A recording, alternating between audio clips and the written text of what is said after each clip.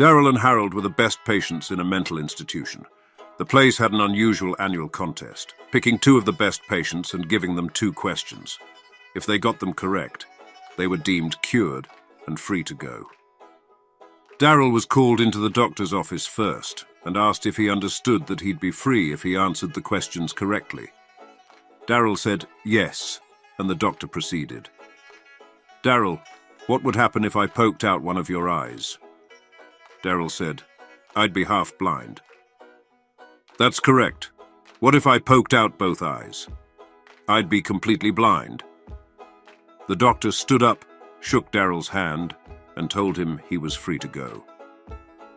On Darryl's way out, as the doctor filled out the paperwork, Darryl mentioned the exam to Harold, who was seated in the waiting room. He told him what questions were going to be asked and gave him the answers. So Harold went into the doctor's office when he was called. The doctor went through the formalities and then asked, "What would happen if I cut off one of your ears?" Remembering what Darryl had told him, he answered, "I'd be half blind." The doctor looked a little puzzled, but went on, "What if I cut off the other ear?" "I'd be completely blind," Harold answered.